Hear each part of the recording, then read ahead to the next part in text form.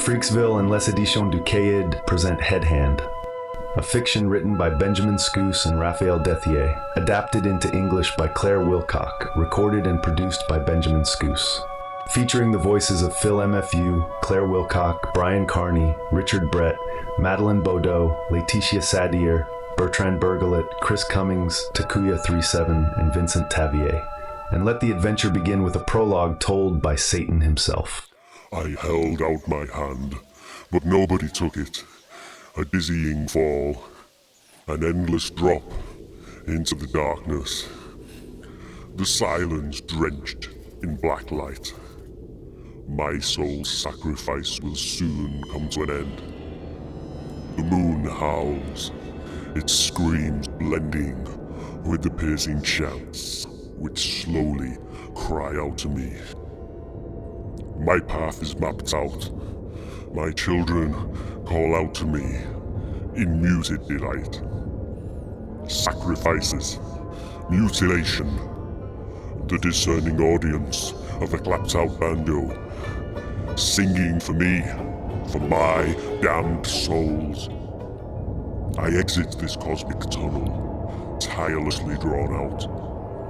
I sense your hearts and hear your questions. Which came first, the chicken or the egg? What do I know? Why should I give a damn? I just want to get out of this cosmic egg that once emerged from a chicken. Let me out of here.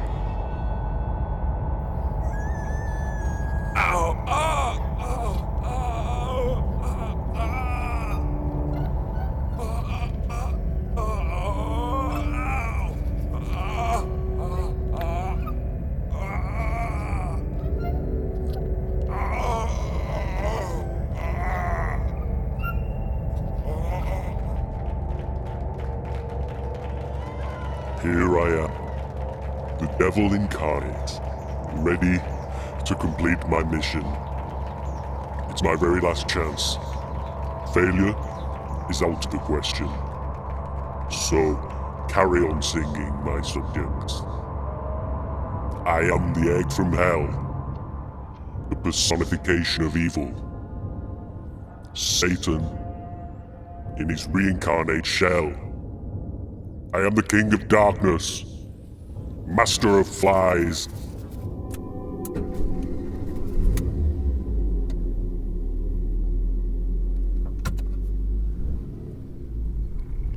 Goddamn driver on his way to my majestic destiny. This guy drives like a thug. He makes me feel queasy, the moron. At long last a palace, and on the 21st of July as planned.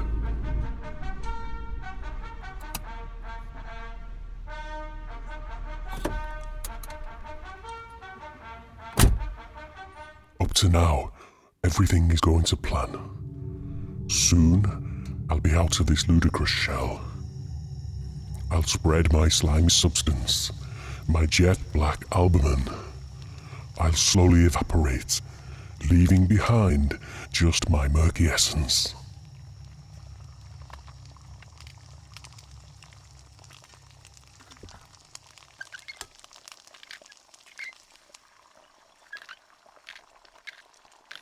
So greedily devour me, into the very depths of your body, straight into your soul.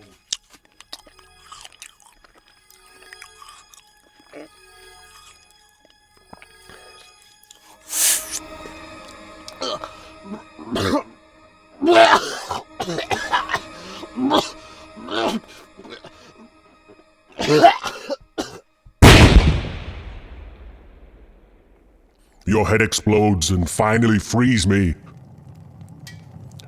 I have just one obsession.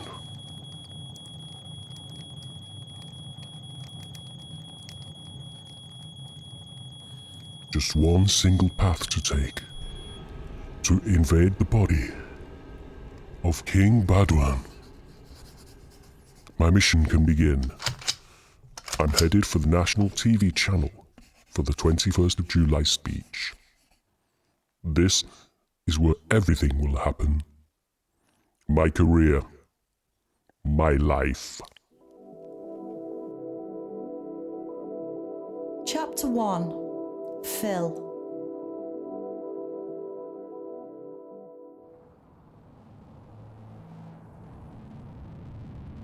For 10 years I've been wasting my life here in this rotten town, on a road to nowhere in my phony college.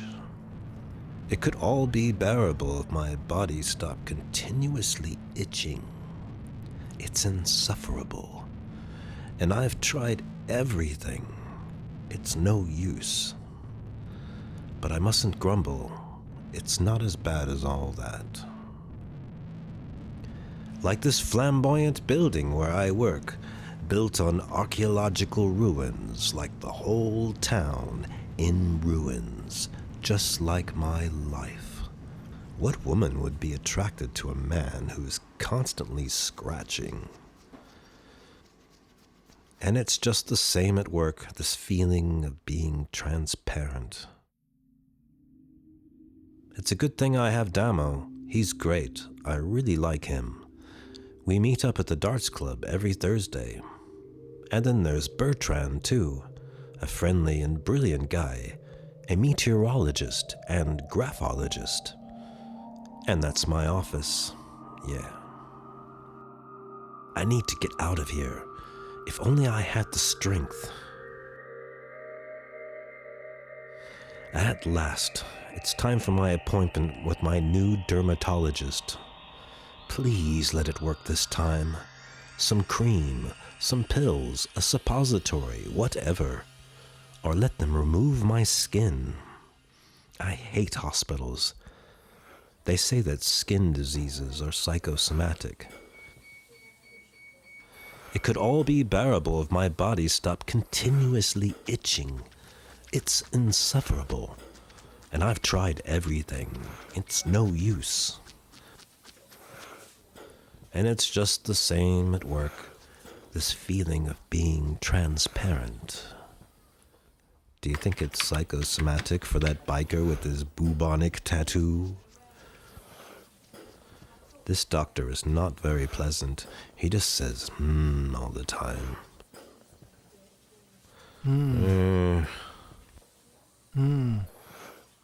My medical knowledge only goes as far as the epidermis. It's a very specific case that requires, how do you say, a slightly unorthodox surgical procedure. The guy's a recluse with powerful abilities. He can work miracles. Or maybe not. It'll cost $200. Chapter 2. The Hermit. A sudden change in conditions with storms, violent winds, and hailstones is forecast.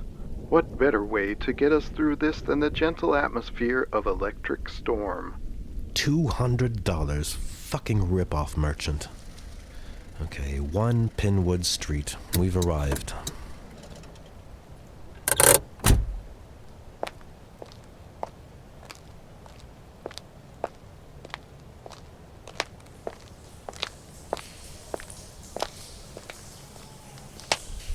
Hey, is anybody there? Mr. Recluse, are you there? I'm here about my eczema. Well, I mean the doctor, but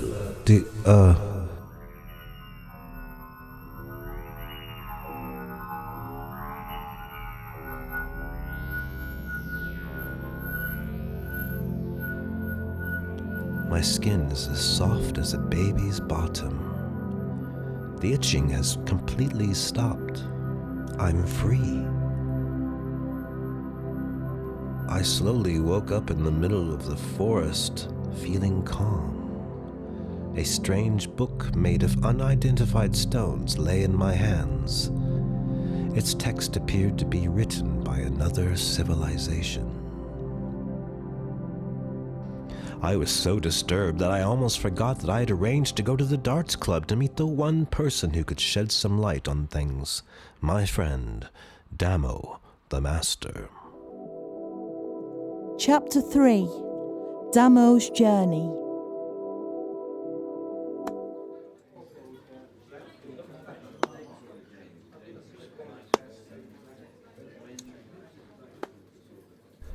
Damo, I'd like to show you something. I am aware of this book. It's complicated. I'll explain. May I ask where you discovered it? I have encountered it previously. It is a rather old tale, however. That was my initial undertaking in outer space when I was 24 years old.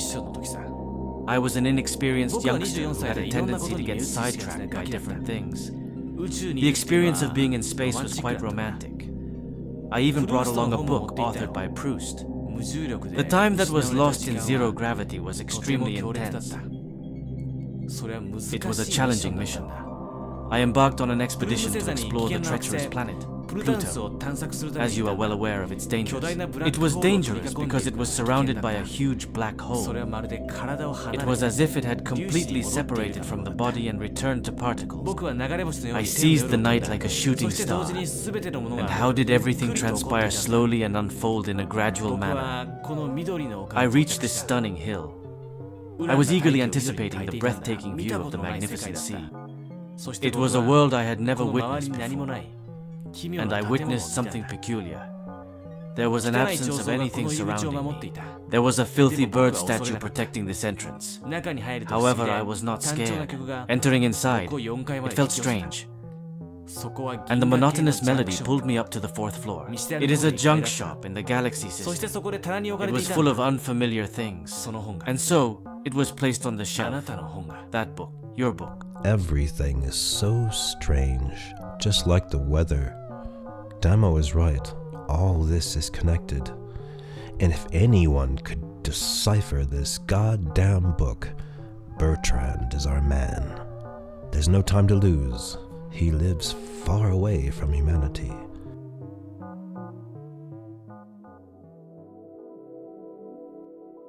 Chapter 4. The Book and the Dwarf.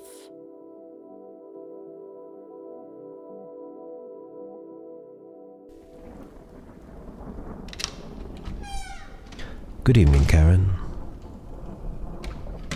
I'll drive you to the office. It's not often we see you, Phil. Must be important. I don't know.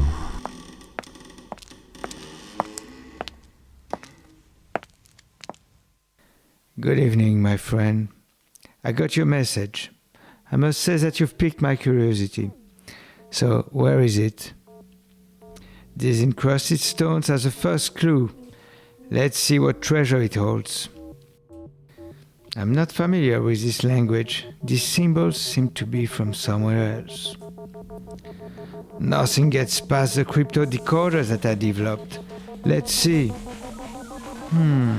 Interesting. The analysis is underway. I think soon we'll... There we go. All these years spent entering data behind the screen have paid off. There is a name of who you need to track down. I've always known that technology will save the human race. Time for me to leave you. My climatologic expertise is needed. These phenomena keep on coming. I feel like all this is connected. Karen will help you with the procedure. See you soon, my friend. All that's left to do is find the right Tavier in the directory.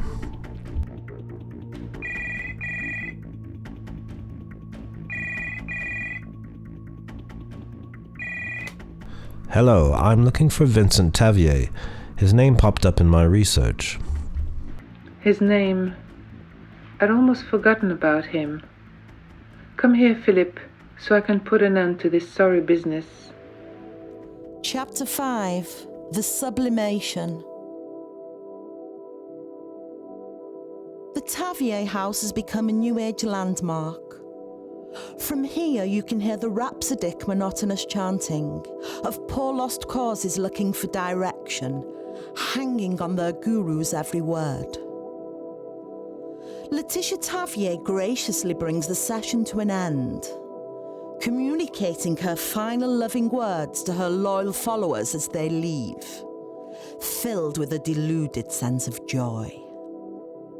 So much wisdom chills Karen's blood, and her face turns gloomy. Thanks for devoting us some of your precious time, Miss Tavier. And during my university research, your father's name popped up several times, and I wanted to know... My father, the hero, who abandoned his family without a second thought and broke his wife's heart when she learned of his multiple lives and marriages all over the world, that scumbag also destroyed her life, and mine, and my brother's too. I never set foot in his office again, or opened his boxes, but if you feel like doing so, maybe you'll find something relevant to your work. An old VHS tape catches Phil's eye. As he looks on flabbergasted, a subtitled image of the buck flashes up. On seeing these images, Laetitia seems to lose all sense of reality and refuses to watch any more. She has just one wish: to rid herself of this abhorrent human being. Leaving the room to embark upon an ancestral shamanic ritual, she hits her tambourine harder and harder, chanting incomprehensibly to the ordinary mortals. Her body slowly fades away, gradually making way for another illuminating being as she vanishes. This is all too much for Karen, who can't hide her satanic nature for much longer. Appealing to the master, she asks him to give her the strength to exterminate this repulsive divine creature. Die, bitch! An explosion rings out and a gun squirts a jet of holy water. Laughing hysterically, Karen is baying for blood. What the fuck is going on here? Confused between Karen revealing her satanic side and a small translucent Tinkerbell dancing around his head, Phil's mind flickers. The deep voice of the recluse brings him back to the land of the living. Follow me if you want to stay alive. Let's burn down this haunted house.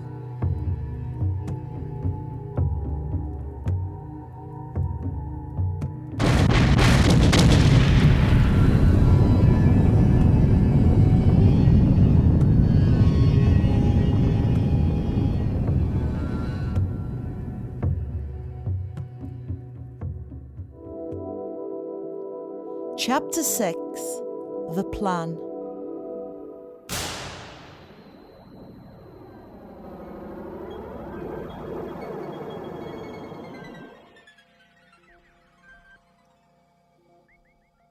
My dear council members, I thank you all for your cosmic presence at our Plutonus 91 seminar. As outlined in our Good Governance Charter, let me remind you that your presence here will be rewarded with an extra bonus, which will be added proportionately to your attendance tokens, as agreed with the stakeholders. Now I'll hand you over to the President. Unless you have any questions. Yes. I don't understand why travel expenses are calculated like this. Personally, my system is a far cry away from what other administrators use. It doesn't seem right to me and raises questions.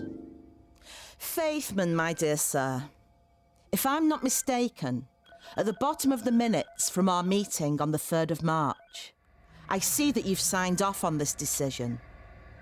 So if you've nothing better to say, it's time to hear from the President. It's scandalous. It's a disgrace. Yes, thank you, Faithman. May we begin? Damn right. You've had your vote for Thor. I have other things to do. I'm expected on Mars at 9 p.m. Well said, Axolotl. Let's start this seminar with the agenda as proposed and supported by our Earthling associate, Mr. Dethier. The invasion of Earth. No objections this time? Very well. In that case, let's hear from Mr. Dethier. Thank you, Mr. President. So, is this mic working? Can you hear me? Okay? Right, we'll use the old school method. I'll draw you a diagram to make it clearer. It's a win-win situation. I'll summarize the first stage again. Our communication satellite, here in space, they send their rays to Earth, like this. Oh, my brain is in my hand. In the direction of the arrow, like this. What's happening to me? I'm gonna die? human being will die out. Once this phase is complete, all that remains is for our underling on Earth to put the control antenna in place and broadcast our mantra throughout the whole world, transforming humans into Wong slaves. And there you go. They bring back uranium more completely than a North Korean laborer. That's a country which is known for... Thank you for your explanation, Mr. Dethier. I'm speechless. However, one thing is bugging me. Have you no qualms about invading your own planet and killing off humanity? Not at all. It's all that this species deserves. Very well. Something else concerns me. Is Satan, that incontrollable ex-soldier, the right person to lead this mission? Do you need to be reminded of the carnage he caused on Andor? Quite the reverse. Colonel Satan owes us revenge. He knows that failure is no longer an option. And anyway, his golden parachute is even more adorable than Superman's. Perfect, we're in agreement. Secretary, contact the Colonel on 666-666-666 and send the image.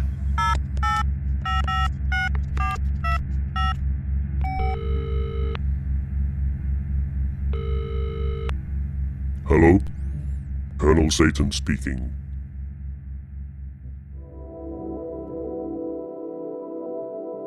Chapter 7: The Legacy.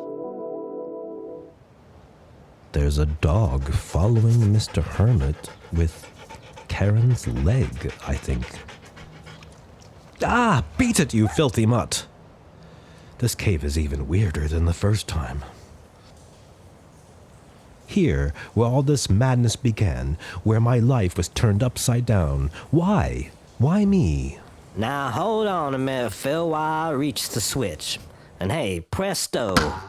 Then there was light. Welcome to my home. You owe us an explanation. I don't think you're really a dermatologist. You're just in it for the money or something like that. And why were you following us at Laetitia's place? Well, by golly, you're right. I'm not a hermit, Phil. I'm Jesus. Jesus Mike. And you, Phil, you are my son. Come here, son.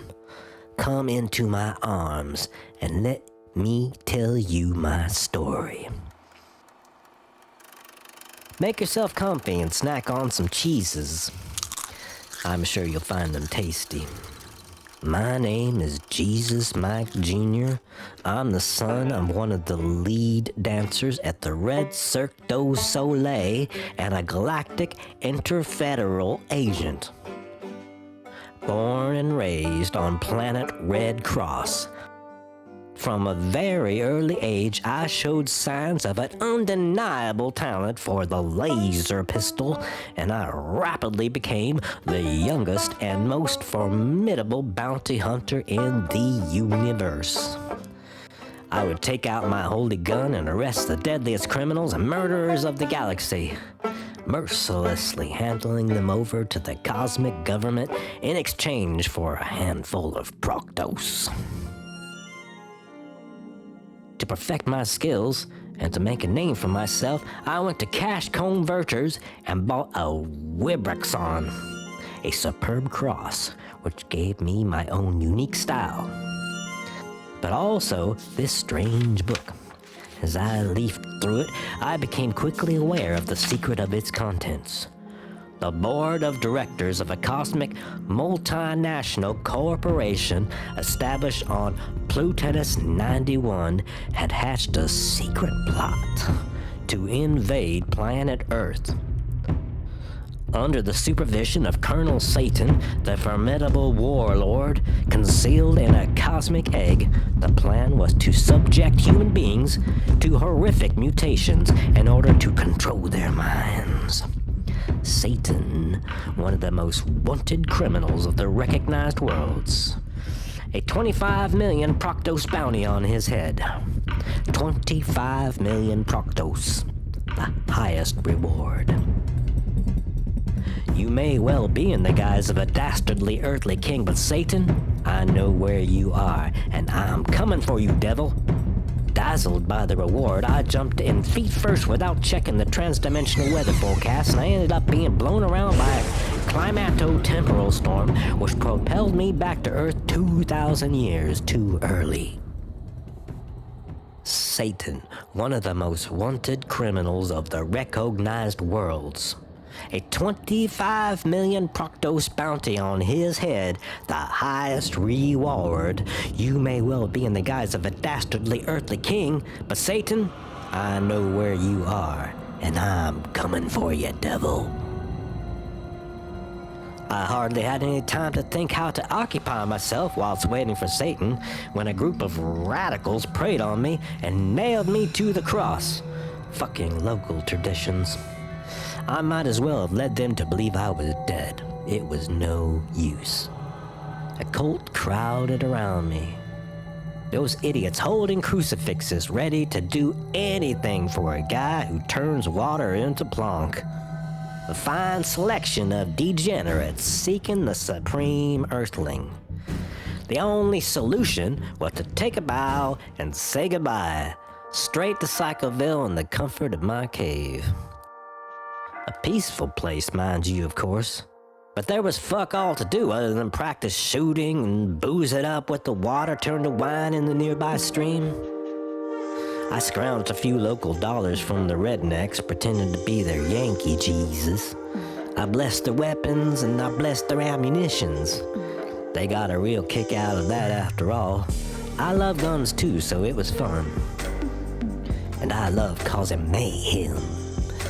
I collected small animals from the woods like they were my real friends.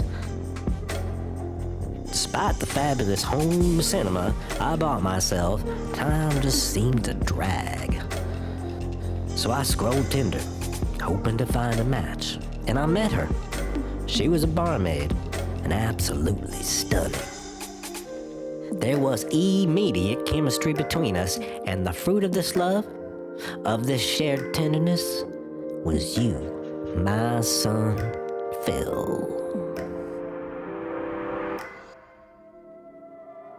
Chapter 8, The Mutation. In this chapter, the humans of planet Earth transform into head hands, mutants whose heads become their hands. What does that look like? I'll leave you to ponder and develop your sense of imagination.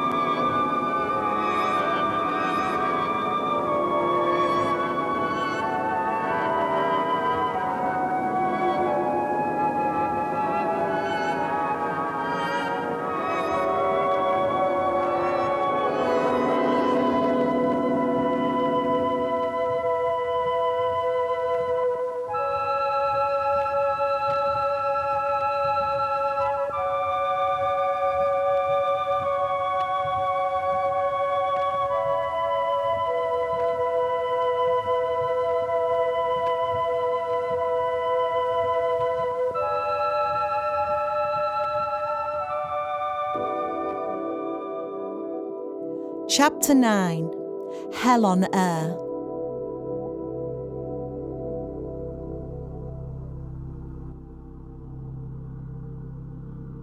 The mutation begins. These waves will destroy my fellow humans and wipe your vacuity off the face of the earth. I have no regrets. Your suffering is my salvation, and the money from the company offers me a new start. As for you, soon you will be head hands. They have often spoken about me, Satan, in TV and movies, and gone as far as making man have doubts about my existence. A fictional character. Even this unmuted newsreader has no idea of who I am and the power I have. Yet, like many, she has seen The Exorcist. For the moment, this human body still conceals my identity. A fictional character. So, you losers, the revelation is to be broadcast live. Here I am, live on Earth. Technology is propelling me into each household. Let's do this.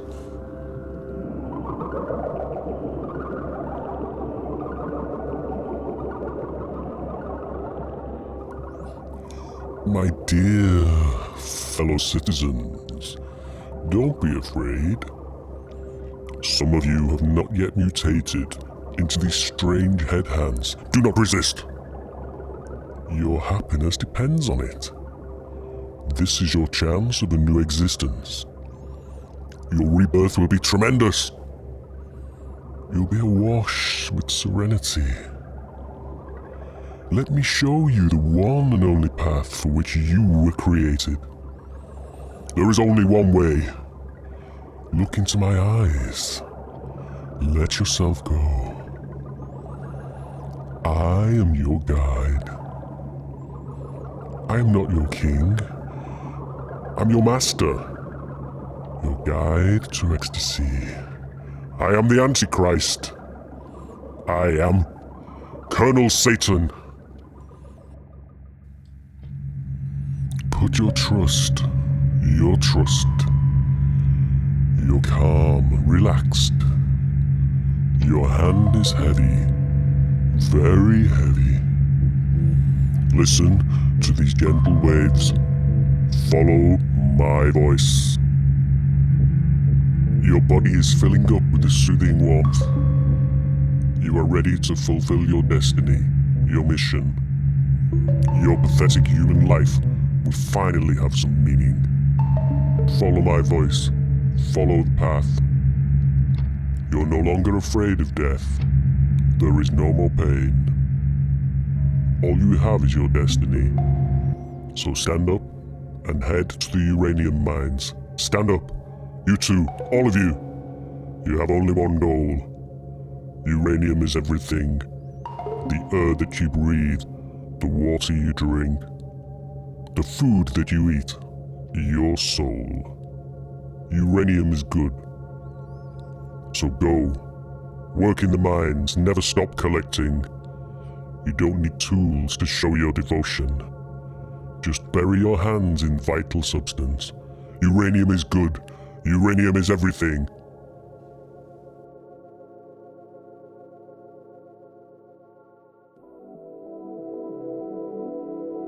Chapter 10. The End.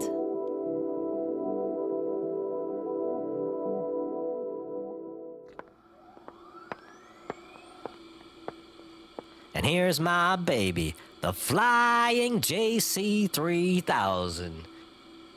A 22000 neutron engine, a digital dashboard, Kevlar-infused landing gear shock absorbers, and ion saturate rear propellers. I've been pimping it up since I arrived on Earth for the great day. Now, if you want to be my co-pilot, son, you must wear these driving goggles. Only the light of love grants you this honor, Phil, so put them on. Wow, they're so swanky, Father. And now, this Ultranova 2000 neuronal helmet will give you a direct connection to the machine. You will be as one. Off we go. Mind your ass, Satan. Dead or alive, the cash is ours.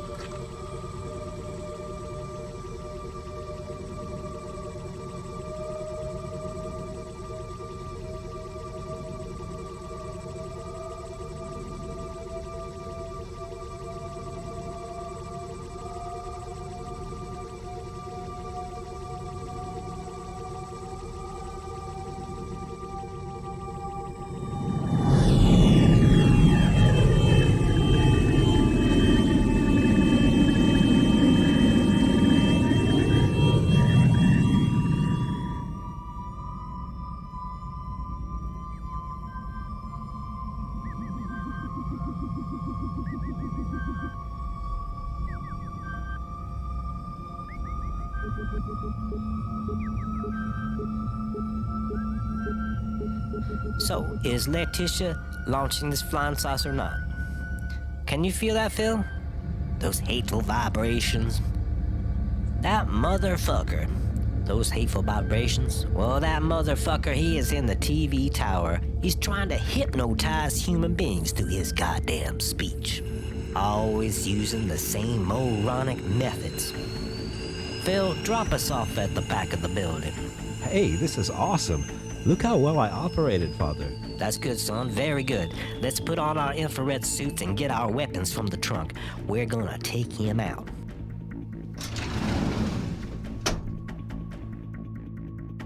Riot gun? Check. Biblical flamethrower, the holy rockets, grenades? Check. You can hear his preachy rambling to the humans. You can see him. I'll go there, son, and when I give you the signal, let him have it. I'm heading up to the 8th floor. Smash in his fallen angel face.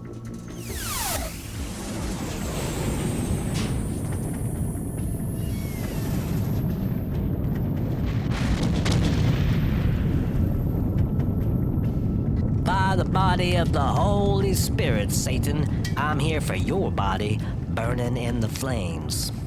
And just to be sure, here's another flame, you scoundrel. My hands are sinking into your smoking carcass to rip out your heart, even if it's just an evil cosmic egg that burns my fingers and is on the verge of becoming an omelet. I'm out of here with this ovoid. Phil, launch all the grenades you have left.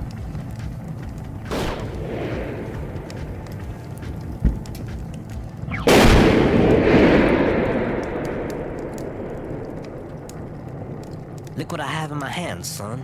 It's an egg. Satan is a fucking egg. Evil everywhere, even where you don't expect it.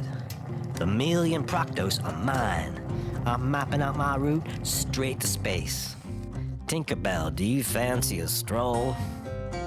Phil, take this pendant off Satan's hand. I've seen the future and I've seen your mission. Stay here on Earth and guide the people. Well, those who remain at last, these head hands will be ready to build a just and peaceful, gluten-free world. You will be their guide, my son, their Messiah. The Oracle has told me you are love, love itself.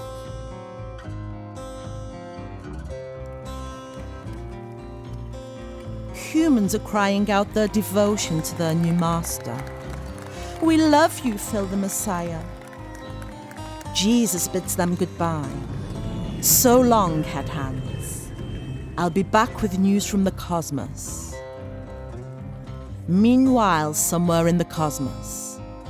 Fuck! I need to get off Plutonus 91 as soon as possible. I don't want to end up in jail for handling stolen goods. What a bummer, we were so close. Head Hand by Benjamin Schoos and Raphael Dethier, adapted from French into English by Claire Wilcock, God bless her. As well as Sabam for Culture for their support of podcast writing.